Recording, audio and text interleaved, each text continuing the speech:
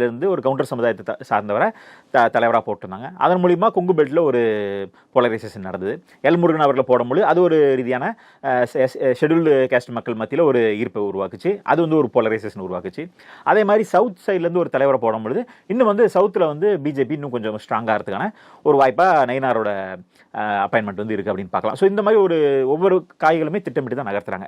அதேமாரி தான் அண்ணாமலை அவர்களை மாற்றும் பொழுது அந்த இடத்துல வந்து ஒரு முக்கியத்துவம் கொடுக்கறதுக்காக சிபி ராதாகிருஷ்ணன் அவர்கள் அதே சமுதாயத்தை சார்ந்தவரை இன்னைக்கு வந்து ஒரு உச்சபட்ச பதவிக்கு கொண்டு போயிருக்காங்க. இதெல்லாமே ஒரு பொலிட்டிக்கல் மூவாக தான் நம்ம பார்க்க வேண்டியதாக இருக்குது.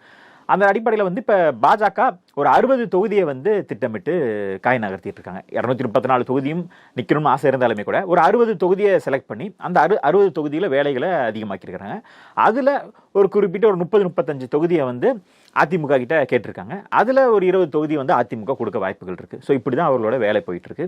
அதாவது போன பாராளுமன்ற தேர்தலில் எங்கெல்லாம் வந்து 2வது இடத்துக்கு பாஜக வந்ததோ, எங்கெல்லாம் வந்து வெற்றி வாய்ப்புகள் அதிகமாக இருக்கோ அப்படின்னு தேர்ந்தெடுத்து ஒரு 60 தொகுதியை எடுத்திருக்கிறாங்க. அதில் முடிஞ்ச அளவுக்கு அதிமுகவோட பார்கெயின் பண்ணி வாங்குறதுக்கான முயற்சி இருக்குது. குறிப்பாக இதுக்கு வந்து பார்த்தீங்கன்னா அவங்க வந்து ஐபேக் மாதிரி ஒரு நிறுவனத்தை வந்து ரெக்ரூட் பண்ணியிருக்காங்க. பாஜக வராகின்னு ஒரு நிறுவனத்தை கொடுத்து அவர்கள் இதில் ஆட்கள் போட்டு அதில் வேலை செஞ்சுட்டு இருக்காங்க. அந்த வேலை சரியில்லை, அதில் வந்து ஒரு சாட்டிஸ்ஃபேக்ஷன் இல்லாதனால அமித்ஷா அவர்களே நேரடியாக அவரோட கட்டுப்பாட்டில் இயக்கக்கூடிய ஒரு அமைப்பை வந்து இறக்கி விட்டுருக்காரு. அந்த டீம் வந்து கிரவுண்டில் வேலை செஞ்சுட்டு இருக்காங்க. ரிப்போர்ட் எடுத்து டைரெக்டாக டெல்லிக்கு கொடுக்குற வேலைகளை செஞ்சுட்டு இருக்காங்க அப்படிங்கிற தகவலும் வருது. ஸோ குறிப்பாக ஒரு 30 தொகுதி கன்னியாகுமரி, திருநெல்வேலி, தென்காசின்னு இந்த மாதிரி பல்வேறு மாவட்டங்களில் பரவலாக வந்து தொகுதிகளை தேர்ந்தெடுத்திருக்காங்க. சென்னையில் டி நகர், வேளச்சேரி, மயிலாப்பூர், கோயம்புத்தூரில் வந்து நார்த்து, கோயம்புத்தூர் சவுத்து, கிணத்துக்கடவு, திருப்பூரில் தெற்கு தொகுதி, ஈரோட்டில் மொடக்குறிச்சி தொகுதி, நீலகிரியில் ஊட்டி தொகுதி,